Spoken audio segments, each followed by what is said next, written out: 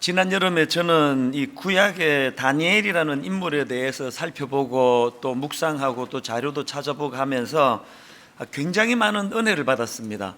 사실 원래부터 좋아하던 인물이고 또 이 다니엘을 가지고 여러 번 이제 설교도 하고 했는데, 이번 여름에 제가 깨닫고 발견하게 된 그 다니엘서의 말씀은 그런 차원을 뛰어넘는 그런 너무 그 가슴을 벅차게 하는 그런 그 깨달음의 시간들을 하나님이 주셨습니다. 사실 이 다니엘은 어린 청소년 나이에 그 어린 아이 입장에서는 감당하기 너무 벅찬 그런 가슴 아픈 일들을 겪었던 인물 아니겠습니까?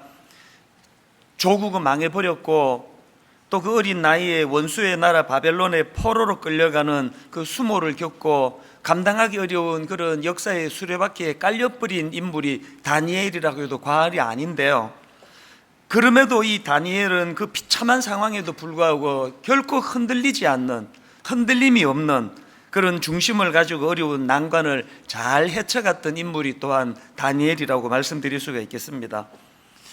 그런데 이번 여름에 제가 이 다니엘에 대해서 묵상하고 또 공부를 하면 할수록 그 다니엘이 포로로 끌려가서 경험했던 그 악한 바벨론이라는 그 나라와 그 환경이 오늘 우리가 이 시대를 몸담고 살아가는 이 시대의 모습이 그 바벨론하고 너무 많이 닮아 있다, 이제 그런 깨달음을 또 새삼스럽게 그것을 또 깨닫게 된 것입니다. 그래서 이제 이 바벨론의 포로로 끌려갔던 다니엘이 어떻게 그렇게 자기 정체성을 잘 지키면서 그렇게 흔들림 없는 인생을 살 수 있었을까? 이걸 이제 이번 가을에 그리고 또 이번에 시작되는 특별 새벽 부흥회에 좀 살펴봐야 되겠다, 이제 그런 생각을 하게 된 것입니다. 그래서 제가 이제 이 말씀을 준비하려고 여러 자료도 구하고 책들도 구해서 읽고 했는데요, 그렇게 구해서 읽게 된 책 중에 하나가 제목이 이렇습니다. 바벨론에서 그리스도인으로 살기. 바벨론에서 그리스도인으로 살기라는 이 제목이 함축적으로 너무 많은 메시지를 담고 있었기 때문에 이번 가을 특세 그 주제를 아예 이 책에서 제가 그대로 뽑아온 것입니다. 바벨론에서 그리스도인으로 살아가기. 이게 얼마나 중요한 그 메시지를 우리에게 주는지 모르겠습니다. 그 책에 보면은 이런 내용이 있습니다. 지금 우리는 망가질 대로 망가진 세상 속에서 살고 있다. 이 시대의 도덕은 걷잡을 수 없는 속도로 무너져 내리고 있다. 예전에는 창피해서 쉬쉬하던 일을 요즘은 자랑스럽게 떠벌리고 다닌다. 예전에는 상상도 할 수 없던 일이 요즘은 흔한 일이 되어버렸다. 또 그런가 하면은 이런 내용도 있습니다. 다니엘서에서 우리가 절대로 놓치지 말아야 하는 핵심은 지독히 불경건한 문화 한복판에서 다니엘이 어떤 삶의 본을 보여주었느냐 하는 것이다. 그것은 오늘을 사는 우리에게 꼭 필요한 교훈이다. 너무 동의가 되지 않습니까? 지금 여러분 옛날에는 이게 창피해가지고 얼굴을 들 수 없어 쉬쉬거리던 이런 것들을 TV에서 막 떠들고 연예인들이 그렇게 떠들어대는 게 이게 오늘 달라진 이 시대의 현실이라고 한다면, 바로 그런 시대를 살았던 다니엘이 어떻게 그 시대를 그렇게 잘 헤쳐나갈 수 있게 되었는가를 살펴보면서 우리에게 굉장히 많은 메시지를 얻을 수 있겠다는 생각을 하게 된 것입니다. 그래서 오늘 이제 첫 시간으로요, 다니엘 1장 1절 말씀을 먼저 살펴보려고 하는데, 이 굉장히 중요한 포인트를 담고 있는 말씀입니다. 자, 우리 1절 같이 한번 읽어보시겠습니까? 유다왕 여호야김이 다스린 지 3년이 되는 해에 바벨론 왕 느부갓네살이 예루살렘에 이르러 성을 에워쌌더니, 여기 보니까 다니엘서는 굉장히 그 위기, 굉장히 민족적인 그 비극, 이것으로 시작되는 말씀이 다니엘서인데요, 특히 저는 앞부분에 나오는 이 말씀이요, 유다왕 여호야김이 다스린 지 3년이 되는 해에, 이게 참 의미가 있는 말씀이더라고요. 이 무슨 의미가 있는지를 살펴보시려면 여기 유다왕 여호야김이 누군지를 살펴봐야 되는데요, 이 유다왕 여호야김은 종교개혁을 일으킨 요시야 왕의 아들이에요. 다 아시지만 이 요시야 왕은 얼마나 훌륭한 왕입니까? 하나님이 그를 얼마나 인정을 해주시는지 열왕기상 23장 25절, 요시야와 같이 마음을 다하며 뜻을 다하며 힘을 다하여 모세의 모든 율법을 따라 여호와께로 돌이킨 왕은 요시야 전에도 없었고 후에도 그와 같은 자가 없었더라. 이 말씀을 읽는데 또 이게 또 인간적인 또 욕심이 팍 저한테 들어오는 거예요. 정말 제가 하나님 앞에 이런 평가만 받을 수 있다면, 그 겉만 보고 판단하는 인간들의 칭찬은 사실은 그건 온전한 게 아니거든요. 근데 중심을 보시는 하나님께서 요시야 왕을 향하여 전에도 없었고 후에도 이런 사람이 없다 할 정도로 그렇게 하나님이 인정하는 그 왕이 요시야니까 이게 얼마나 대단한 인물입니까? 특히나 요시야는 그 말씀을 소중히 대했던 왕으로 유명한데요. 열왕기하 22장에 보면은 요시야 왕이 이제 대제사장 hil기야에 의해 가지고 이제 율법 책이 발견이 되는데요. 그거를 이제 들려줍니다. 그랬더니 그 율법의 말씀을 들은 요시야 왕의 태도가 놀라운데요. 열왕기하 22장 11절입니다. 세 번역. 왕이 그 율법책의 말씀을 듣고는 애통해하며 자기 옷을 찢었다. 저나 여러분이 말씀 앞에 이런 반응만 보일 수 있다면 얼마나 좋겠습니까? 이 혼탁한 세상을 살다 보면 넘어지고 자빠지고 죄 짓고 그럴 일들이 얼마나 많습니까만, 그때마다 하나님 말씀이 들려지고 들려진 말씀 앞에 옷을 찢으면서 반응할 수만 있다면 얼마나 우리가 아름다운 크리스찬의 모습으로 살아가겠습니까? 이런 훌륭한 아버지를 둔 인물이 오늘 본문 1절에 나오는 요야김 왕인데요. 불행하게도 이 아들 요야김은 아버지와는 완전히 다른 인간이에요. 다른 인생입니다. 예레미야 36장에 보면은 하나님께서 선지자를 보내주셔가지고 말씀하여 주시는데, 그 말씀을 받는 그 아들 요야김의 태도가 놀랍습니다. 예레미야 36장 23절, 여후디가 서너 쪽을 낭독하면 왕이 면도칼로 그것을 연하여 베어 화롯불에 던져서 두루마리를 모두 태웠더라. 왜 이런 짓을 했는지 바로 그 다음 24절에 보면 금방 이해가 됩니다. 왕과 그의 신하들이 이 모든 말을 듣고도 두려워하거나 자기들의 옷을 찢지 아니하였고, 이게 어떤 태도인지 아시겠죠? 한마디로 오늘 본문 1절에 나오는 여호야김 왕은 말씀의 영향을 전혀 받지 못하던 그런 왕이었다는 것입니다.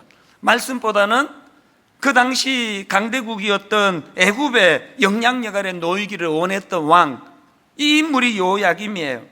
그러니까 한마디로 이 사람은 하나님 말씀보다는 눈에 보이는 환경과 눈에 보이는 상황에 더 많이 휘둘리던 인물이었다. 이게 왜 가슴 아프게 읽혀질까요? 이게 오늘 목사인 저를 위시해서 수많은 그리스도인들의 모습 아닙니까? 분명히 교회를 다니는데, 분명히 나는 크리스찬이라고 말하고 다니는데, 들려지는 하나님 말씀의 영향을 받는 것보다는 상황, 유력한 사람. 오늘 여러분 예수 믿는 우리 그리스도인들 진짜 자중자애하셔야 됩니다.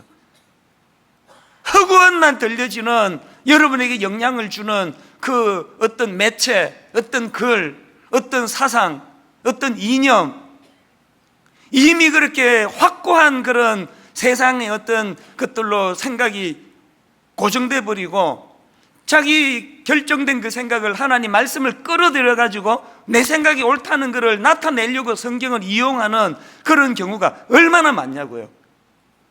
말씀이 내게 어떤 상황보다 중요한 영향력이라고 한다면, 어제까지 이게 내가 옳다고 믿었다 하더라도 오늘 말씀 앞에 그것이 교정되어지고 옷을 찢으며 하나님께 회개하고 늘 새롭게 변화가 돼야 되는데, 참 이게 가슴 아픈 현실이라는 거예요. 그러니까 오늘 본문 다니엘 1장 1절이 유다왕 요야김이 다스린 지 3년이 되는 해에 이렇게 말씀을 시작하는 것은, 왜 선민이라는 이스라엘 백성들이 그 악한 바벨론에게 나라가 빼앗기는, 또 침략을 당하는 그런 수모를 겪게 됐는지를 상징적으로 말하는 거 아닙니까? 왕으로부터 시작해서 백성에 이르기까지 겉으로는 택한 백성이라는 긍지와 자부심으로 똘똘 뭉쳐 있지만 사실은 말씀의 영향을 받지 못하던, 하나님의 말씀을 멸시하던 그런 그들의 태도가 나라가 망해버리는 비참한 하나님의 징계로 나타났다는 것을 설명하는 표현이 바로 1절의 앞부분의 말씀이라는 것입니다. 저는 오늘부터 이 다니엘서를 살펴보려고 하는데요, 매해 이 말씀을 우리가 묵상할 때마다 스스로에게 되뇌이며 질문하기를 원합니다. 나는 누구의 영향력 아래 놓여 있는 인생인가? 여러분 스스로 한번 생각해 보십시오. 여러분은 지금 무엇의 영향을 받고 있습니까? 여러분은 말씀이 선포될 때에 요시야처럼 자기 옷을 찢으며 애통해하는 그런 반응을 보이는 그리스도인입니까? 아니면 요야김처럼 면도칼로 말씀을 찢어가지고 화로불에 던져버리는, 오늘 우리 시대는요 설교의 홍수예요. 설교의 홍수. 그 뭐냐면 유튜브에 들어가도 막 설교가 막 어지러울 만큼 많고요, 뭐 핸드폰에서도 그 어떤 사람을 만났더니 내가 목사님 말씀을 내가 매일 저녁마다 듣는다고 그래서 내가 너무 기뻐서 흐뭇했더니 그 다음 말이 정말 웃겼습니다. 글쎄 목사님 말씀만 들으면 잠이 그렇게 잘 오네요. 잠 안 올 때마다 제 설교를 듣는데요, 잠 안 올 때 그 설교 듣는 거 나쁜 거 아니지만요, 우리가 말씀을 얼마나 많이 듣느냐가 문제가 아니라 그 들려진 말씀 앞에 내가 어떤 반응을 보이고 있는가. 다니엘서를 공부하는 동안에 여러분 이 1절이 우리에게 주는 메시지가 계속 질문으로 되뇌어지기를 바랍니다.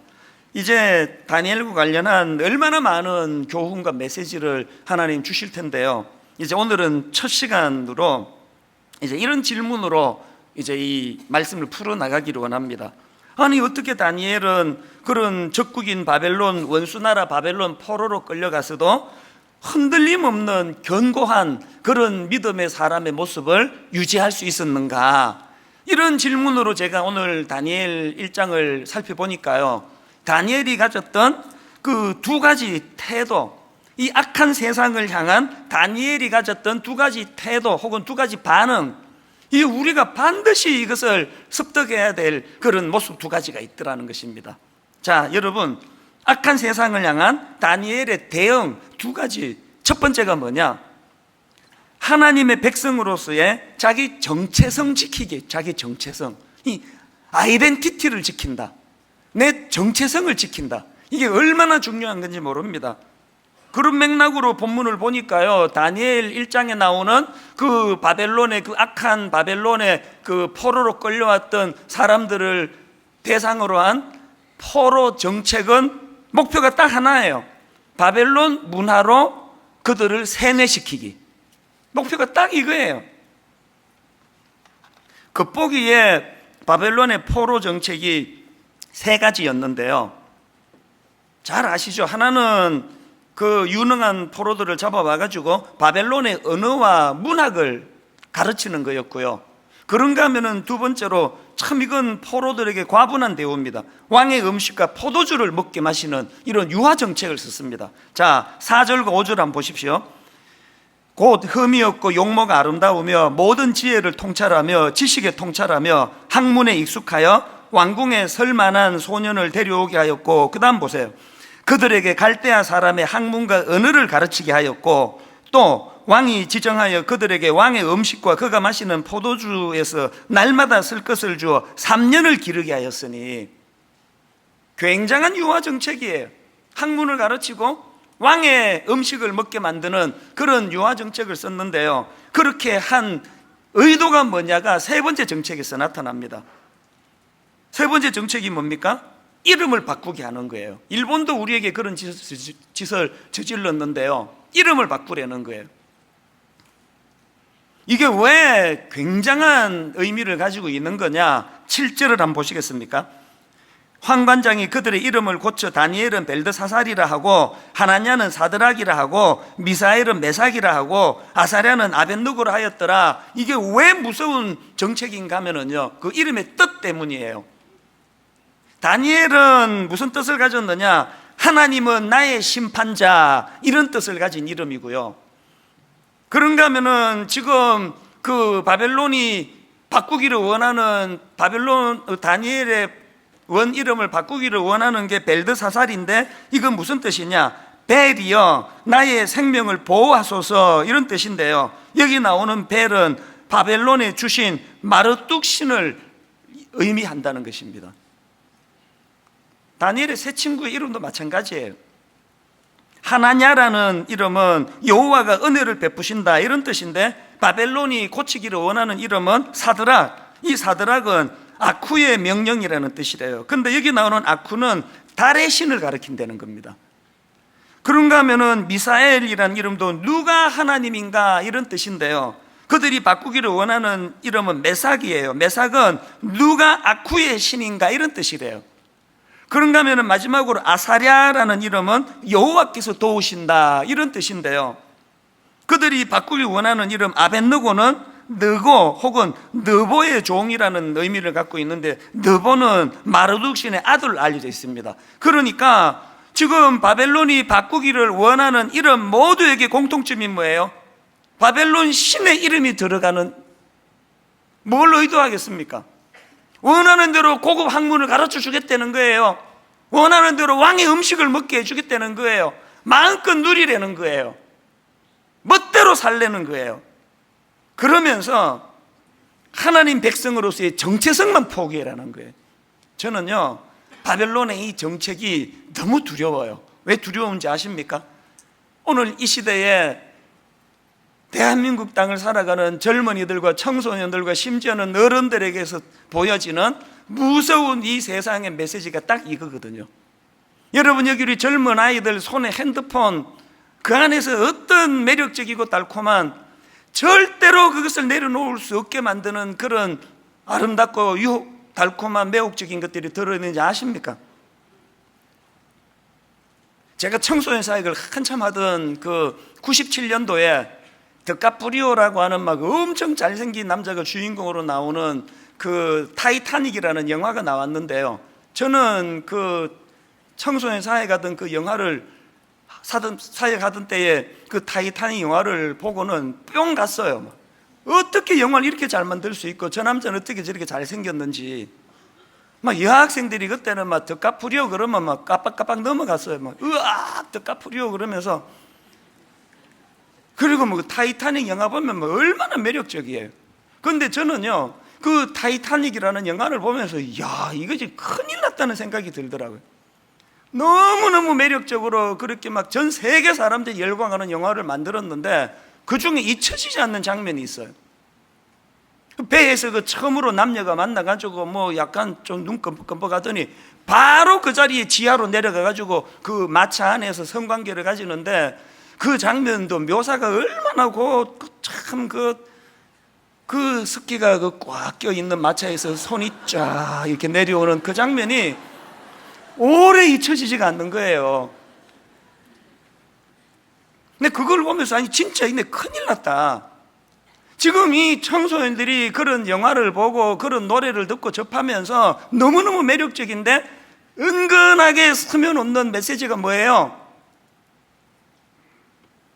하나님은 혼전 순결 뭐 이따위 소리를 하고 있는데, 사랑하면은 바로 그 자리에서, 사랑하면 바로 그날 마음껏 즐기고 마음껏 관계를 가지고 그것이 얼마나 아름다운지 못 느끼겠느냐? 이런 관점으로 지금 나오는 영화, 어떤 영화로도, 특히 미국에서 나온 영화 한 편만 한번 보세요. 우리나라 영화 어떤 영화라도 한 편만 보세요. 욕이 막 계속 반복됨으로 말미암아 저한테도 막 그 영화를 보고 나면은 그 욕이 막 그 설교하다가 그 막 나오면 어떡하나 걱정이 될 지경이에요. 세상이 노리고 있는 이 시대에 악한 영이 원하는 목표가 뭔지 아시겠죠? 다 누리려는 거예요. 왕의 음식을 마셔라, 먹어라. 왕의 포도주를 마셔라. 마음껏 다 누려라. 이름만 바꿔라. 하나님의 자녀라는 정체성만 네가 포기해라. 이게 세상 아닙니까?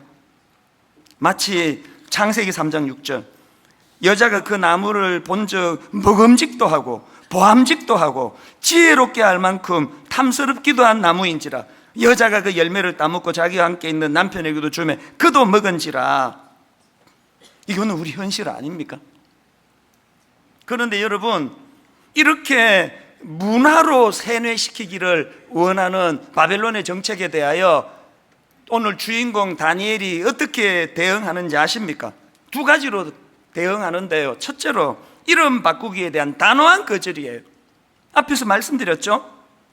다니엘이라는 이름은 하나님은 나의 심판자라는 뜻인데 그 이름을 포기하고 벨이여 나의 생명을 보호하소서라는 벨드사살로 바꾸라는 환관장의 요구에 대하여 다니엘의 단호한 태도를 보세요.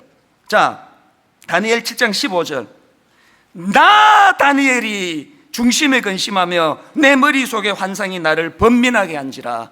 다니엘 8장 1절. 나 다니엘에게 처음에 나타난 환상 후 15절. 나 다니엘이 이 환상을 보고 그 뜻을 알고 잘 때에. 여러분, 지금 이름 바꾸라는 그 정책에 대하여 너무나 결의에 찬 다니엘의 모습이 느껴지지 않습니까? 그런가 하면 두 번째로 다니엘이 보이는 태도가 음식을 거부해요. 유명한 8절. 다니엘은 뜻을 정하여 왕의 음식과 그가 마시는 포도주로 자기를 더럽히지 아니하리라 하고 자기를 더럽히지 아니하도록 환관장에게 구하니, 여기 보면은요, 다니엘이 굉장히 결례를 범하는 거 아닙니까? 세상에 집까짓게 지금 포로로 잡혀온 놈 주제에 세상에 왕이 자기가 먹는 음식과 포도주로 그렇게 베풀겠다는데 그걸 거절하다니. 그리고 더 무례한 게 뭐예요? 8절을 다시 한번 보시겠습니까? 다니엘은 뜻을 정하여 왕의 음식과 그가 마시는 포도주로 자기를 더럽히지 아니하리라. 이런 나쁜 놈이 어디 있습니까? 이런 무례한 놈이 지금 왕의 음식을 먹고 마시는 거를 이걸 자기를 더럽히는 짓이라고 이런 표현을 쓰고 있다는 거예요.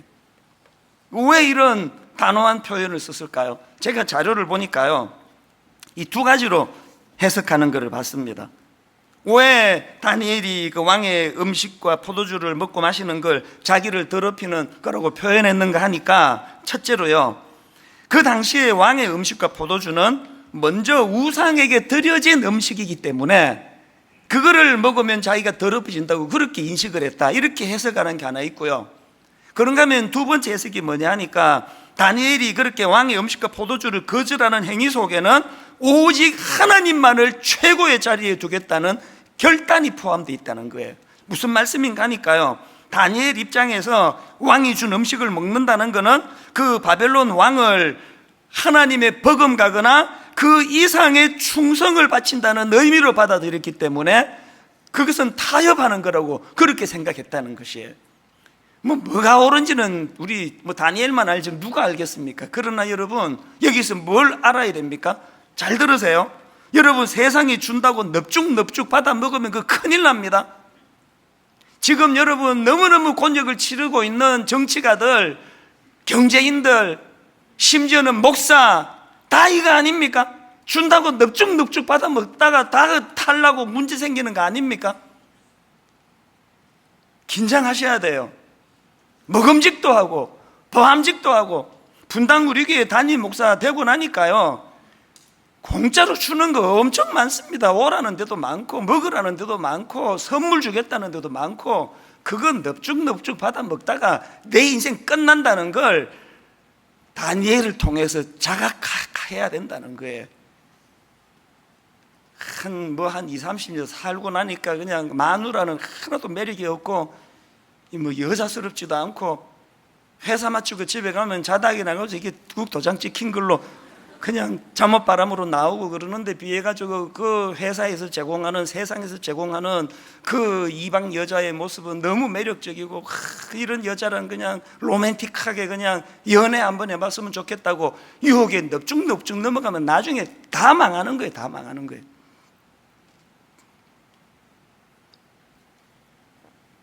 결국 세상은요, 우리에게서 빼앗아가고자 하는 하나예요. 그리스도인의 정체성, 그게 뭐가 중요하냐? 아이덴티티, 그거 엿 팔아먹어라. 그리고 왕의 음식으로, 왕의 포도주로 즐기고 누리고 살거라. 다니엘은 이걸 단호하게 거부했다는 거예요. 그런가 하면 두 번째로 다니엘이 어떻게 그렇게 혼란한 세상 속에서도 자기를 지킬 수 있었느냐? 그의 두 번째 대응은요, 적국에서도 하나님의 주권 인정하기예요.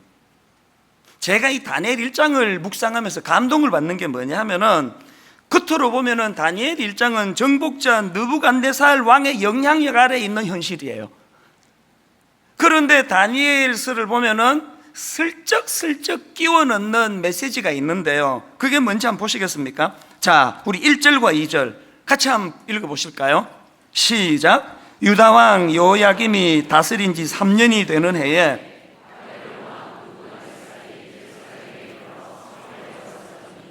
주께서 유다왕 여호야김과 하나님의 전 그릇 얼마를 그의 손에 넘기심에, 거기까지요.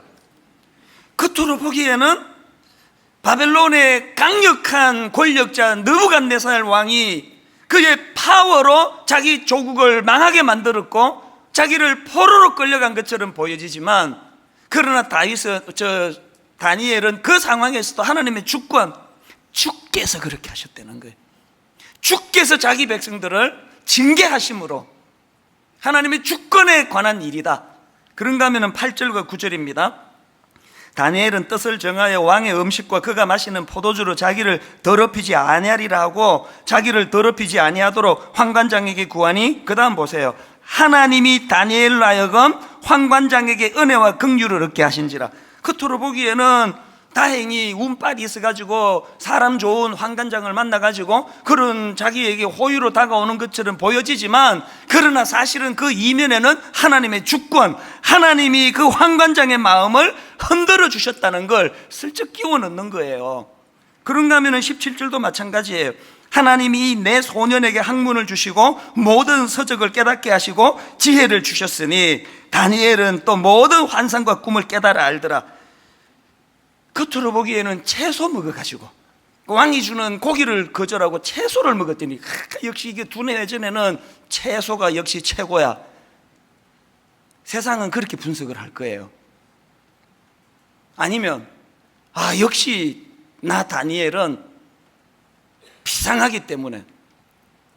그런데 다니엘이 여기서 고백하는 게 뭡니까? 자기들이 그런 학문을 깨닫고 환상과 꿈을 깨달을 수 있게 된 거는 그 배후에 하나님의 주권, 하나님이 그렇게 하셨다는 거예요. 여러분이 여러분의 가정이나 여러분의 남편이나 아내나 또 여러분 자신이나 건강이나 뭐라도 누군가에게 자랑을 할 때는 반드시 그 자랑의 배후에 여호와 하나님이 하셨다는 게 내포돼야 되는 거예요. 제가 설교 중에 분당 우리 교회를 드러내고 제가 뭘 했다고 드러내고 그렇게 선포할 때마다 그렇게 하고자 하는 메시지 이면에 하나님의 주권, 하나님이 그렇게 하셨다는 메시지가 없다면 그건 설교도 아니에요. 저는 여러분 내면에서 다니엘처럼 하나님이 하신 일들을 많이 드러내고 많이 자랑할 수 있는 은혜를 누리게 되시기를 바랍니다. 그리고 그걸 하나님이 하신 것으로 인정할 수 있는, 이게 다니엘이에요. 저는 이 1장을 보면서요, 마치 이번에도 계속 비가 왔지 않습니까? 장마철에 막 그냥 온 세상이 먹구름으로 한 오후 4시밖에 안 됐는데도 막 시커멓고 그냥 흑암이 진동을 하는데, 어떨 때 저기 구름 너머로 딱 한 줄기 빛, 그 신비로운 걸 경험할 때가 있잖아요. 그럴 때 어떤 전율을 느껴요? 아무리 이 세상이 흑암으로 뒤덮여 있다 할지라도, 먹구름으로 뒤덮여 있다 할지라도 그것이 태양이 사라져버린 게 아니라 저 먹구름 너머에 여전히 장렬하는 태양이 있다는 거, 다니엘이 보여주는 게 그거예요. 눈으로 보기에 적국 바벨론의 그 느부갓네살 그 포악한 권력자가 다스리는 것 같지만, 그럼에도 불구하고 여전히 다니엘에게는 하나님의 주권, 오늘도 하나님은 역사를 주관하시고 오늘도 하나님은 내 인생을 주관하시는 분이라는 것. 여러분, 이런 생각을 갖고 있는 다니엘이니까 그 포로로 끌려갔다고 위축되겠습니까?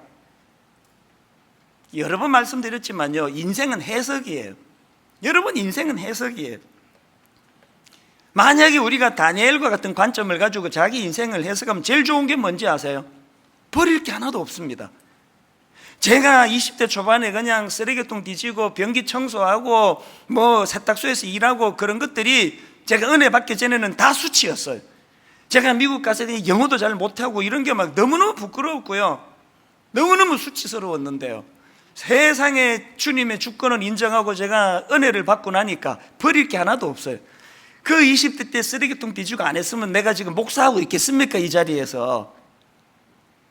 영어를 잘했으면 내가 한국에 뭐하러 왔겠냐고요. 지금 미국 가서 샬라샬라 그렇게 하고 살지.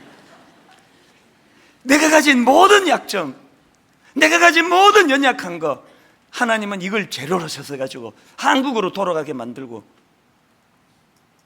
인생은 해석이에요. 강영우 박사 말씀을 여러 번 드리지 않았습니까? 이분은 중학교 재학 중에 그 친구들과 축구를 하다가 축구공에 눈을 맞아가지고 실명을 한 분 아닙니까? 여러분, 날 때부터 실명을 하신 분도 고통이 크시겠지만 멀쩡히 두 눈 뜨고 다니다가 축구공에 맞아가지고 실명을 한 입장이니까 얼마나 절망적이었냐고. 근데 여러분, 이 강영우 박사가 어릴 때부터 믿음이 좋았대요. 이 믿음이 좋은 강영우 학생이 지금 이제 실명하는 그 과정에서 2년을 하나님께 기도했대. 2년을. 하나님, 눈 좀 고쳐주세요. 하나님, 눈 좀 고쳐주세요. 결과 다 아시죠? 하나님 안 고쳐주셨어요. 안 고쳐주시는 정도가 아니고 약간 남아있던 시력마저 꺼버렸대요. 어지간한 사람 같으면 어느 길로 가겠습니까? 하나님 원망하고 하나님 불신하고 그리고 자기 인생을 비관하는 쪽으로 갔을 텐데요, 이 어린 강영우 학생은 그러질 않았습니다. 하나님의 주권을, 오늘 본문으로 말하면 다니엘이 가졌던 하나님의 주권을 이 어린 소년이 갖고 있었어요. 여기에 무슨 뜻이 있겠지. 그래가지고 여러분, 그 중학교 때 점자를 배우기 시작했는데요, 몇 년 뒤겠습니까? 점자로 시험을 봤는데 우리나라 최초랍니다.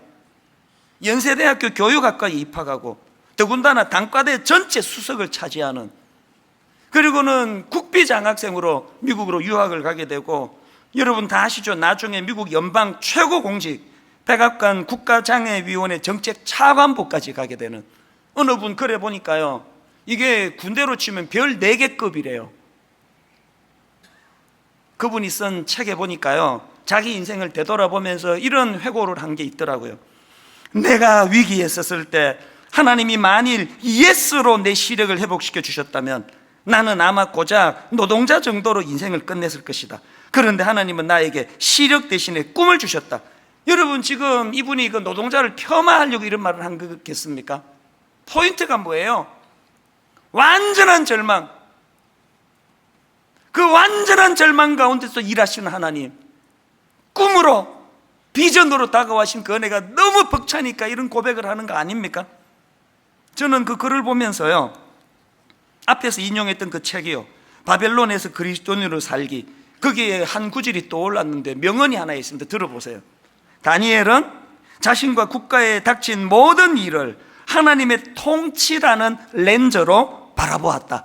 다시요. 다니엘은 자신과 국가에 닥친 모든 일을 하나님의 통치라는 렌즈로 바라보았다.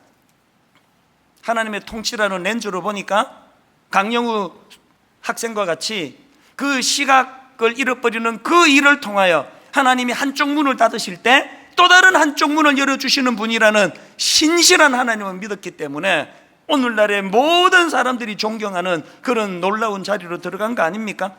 결론을 이렇게 맺기 원합니다. 그 책에 보니까 또 이런 내용이 있더라고요. 여러분 스스로가 한번 돌아보며 들어보세요. 자, 이제 자신에게 물어보자. 나의 하나님은 얼마나 크신가? 솔직히 말해보자. 우리는 우리 하나님이 우리의 바벨론보다 작을까봐 두려워할 때가 얼마나 많았는가? 대놓고 말하지 않더라도 우리의 감정과 행동으로 그렇게 말할 때가 너무나 많지 않았는가? 여러분 반성하면서 이런 말씀을 되돌아보지만 그러나 절망할 필요는 없습니다. 왠지 아십니까? 우리의 희망이 어디에 있는지 아십니까? 비록 우리가 지금까지 말씀 앞에 요시야처럼 옷을 찢으며 회개하는 반응은 보이지 못했다 할지라도, 어쩌면 우리가 요야김처럼 말씀을 무시하고 면도칼로 말씀을 찢어 화로에 던지는 태도를 취하면서 말씀보다는 눈에 보이는 현실의 영향을 더 받고 살았다 할지라도 희망이 어디에서 나오는지 아십니까? 여전히 말씀하고 계시는 그 하나님, 그게 희망이 있습니다. 무슨 말씀이냐? 요야김이 비록 강대국 애굽을 더 의지해가지고 하나님 말씀을 무시하고 면도칼로 베고 화롯불로 던지는 악한 짓을 저질렀지만, 그러나 여러분 예레미야 36장을 다시 보시겠습니까? 27절부터 한번 보십시오. 왕이 두루마리와 바룩이 예레미야의 입을 통해 기록한 말씀을 불사른 후에, 그 다음 보세요. 여호와의 말씀이 예레미야에게 임하니라 이르시되 너는 다시 다른 두루마리를 가지고 유다의 요야김 왕이 불사른 첫 두루마리의 모든 말을 기록하고. 전 너무너무 감동이 돼요. 여전히 말씀하신 하나님, 돌이키기만 하면은 자기가 불태워버린 그 말씀을 다시 기록해 하고 다시 들려주기를 원하시는 그 하나님, 이 하나님의 신실하심이 우리의 희망이 되는 줄로 믿습니다. 결론을 맺습니다. 우리 다시 시작하자고요.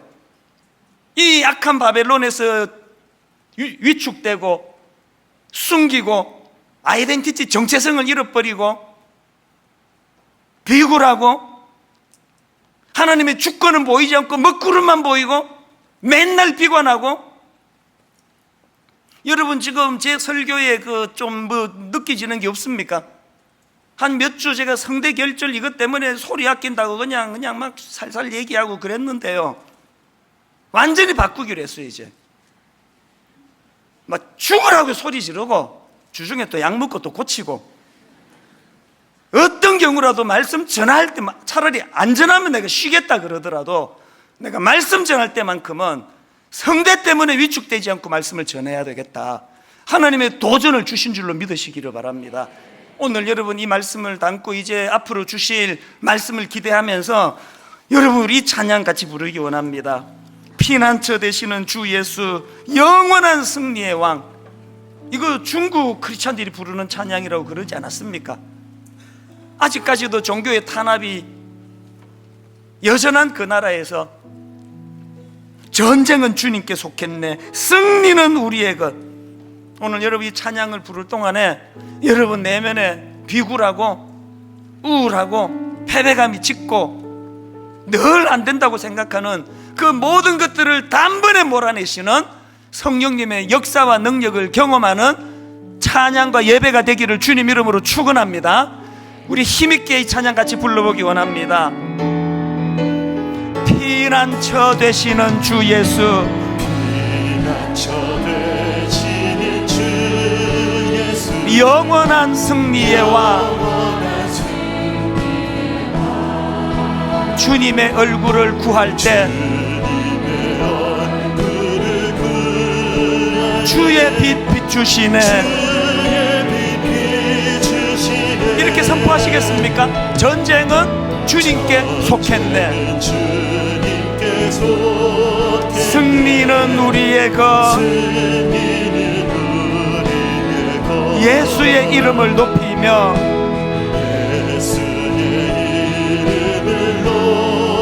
영원히 찬양하리. 주님의 임재에 우리 기도에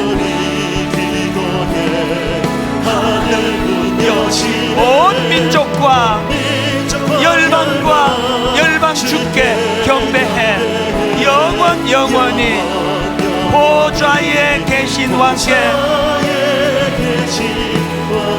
전쟁은 주님께 속했네,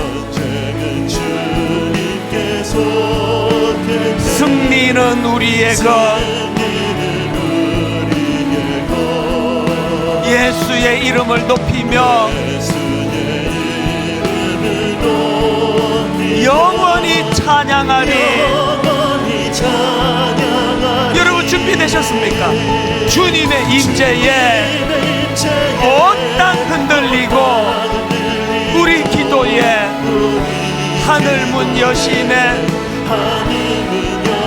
온 민족과 열방 주께 경배해.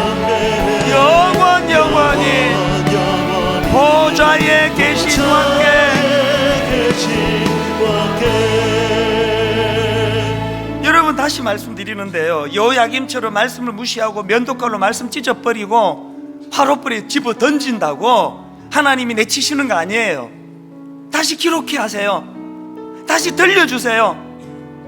다시 종을 통하여 목이 쉬도록 선포하게 하세요. 오늘 깨달으면 되는 거거든.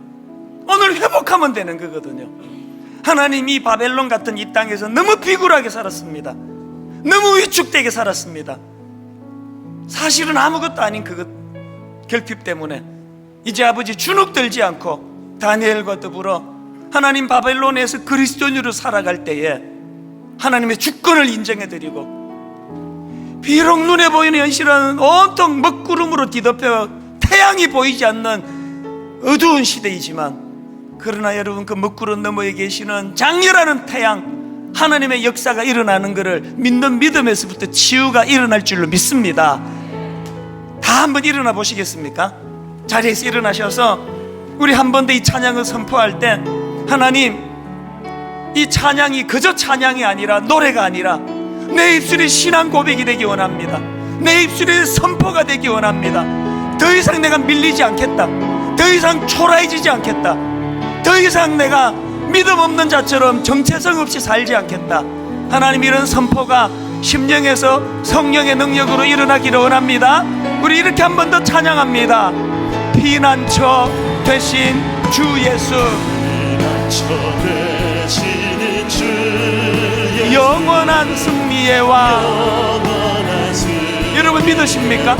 주님의 얼굴을 구할 때,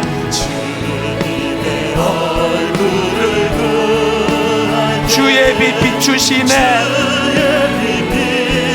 아무리 어려운 전쟁이라 할지라도 전쟁은 주님께 속했네.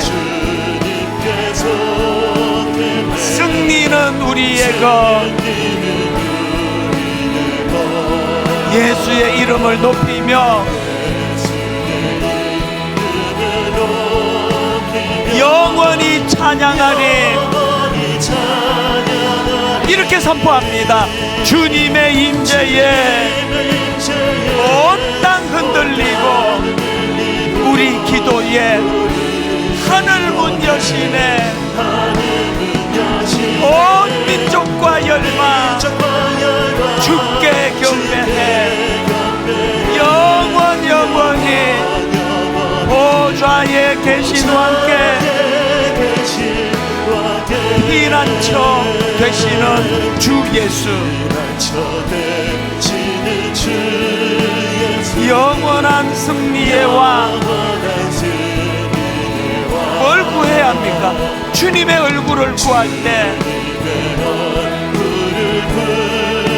주의 빛 비추시네. 주님의 임재에, 주님의 임재에 온 땅 흔들리고 우리 기도에 하늘 문 여시네. 온 민족과 열방 주께 경배해. 영원히 보좌에 계신 왕께 다 주의 크신 이름 높이며 우리에게 행하신 위대한 일 감사하세. 오 주의 신실하신 그 사랑, 온 땅과 하늘 위에 계셔 홀로 영원하신 이름. 주 여호와는 광대하시도다. 주 여호와는 광대하시도다. 그 거룩한 하나님 성에서, 그 거룩한 하나님 성에서 뜨거운 가슴 찬양할지어다. 여러분 입술로 이렇게 선포하시기 원합니다. 주 승리 우리에게 주셨도다. 입술로 이렇게 선포하십시오. 모든 원수 물리치셨네. 그 주권자 되신 하나님 앞에 엎드려 절하세.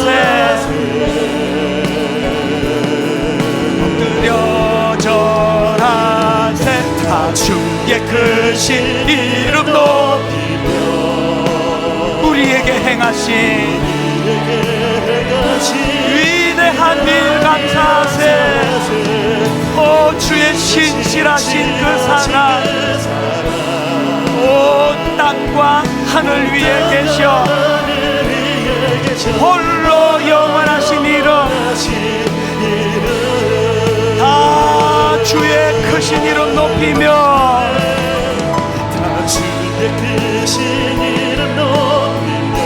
선포합니다. 우리에게 행하신 위대한 일 감사하세. 오 주의 신실하신 그 사랑, 온 땅과 하늘 위에 계셔 홀로 영원하신 이름, 오 주의 신실하신 그 사랑,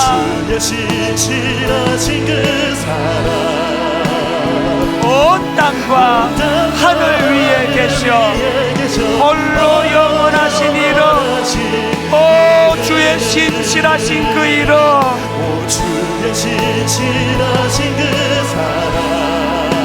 온 땅과 하늘 위에 계셔 홀로 영원하신 이름. 여러분 믿을 거면 제대로 믿어보자고요. 믿을 거면 제대로 믿고 의지할 거면 제대로 의지하고, 하나님이 이제 비굴하게 살지 않기를, 초라하게 살지 않기를, 다니엘처럼 적국에서도 도전하며 살아가기를 원합니다. 그 믿음을 구하며 우리 통성으로 같이 기도하기 원합니다. 같이 기도하시겠습니다. 살아계신 하나님 아버지,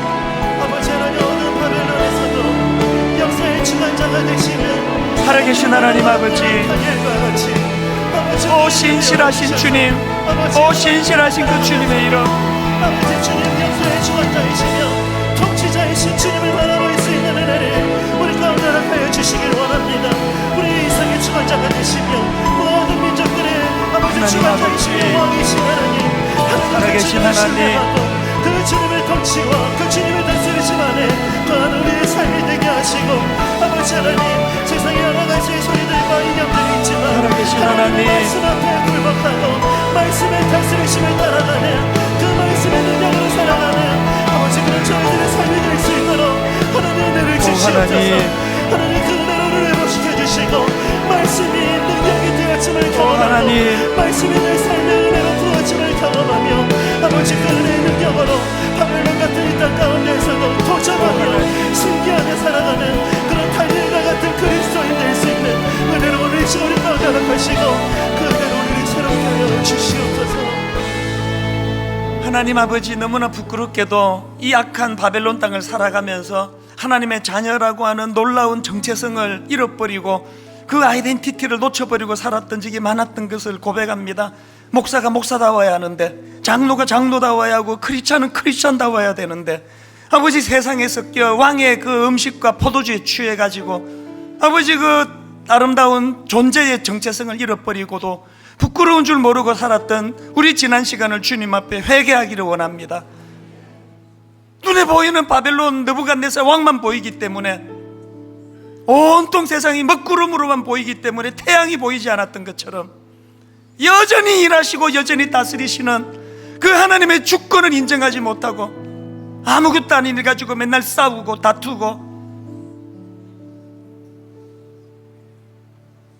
세상에 나가가지고는 무기력하기 짝이 없고 비굴하고, 그 초라한 모습들을 이 시간 다 떨쳐내고 여전히 말씀하시는 하나님, 여전히 일하시는 하나님, 여전히 역사를 주관하시는 그 하나님을 인정하며 다시 한번 힘을 얻어 달려가기를 원하는데 은혜로 인도하여 주시옵소서. 오늘의 말씀이 우리의 무기력함을 떨쳐내는 능력의 말씀이 되도록 인도하여 주시옵소서.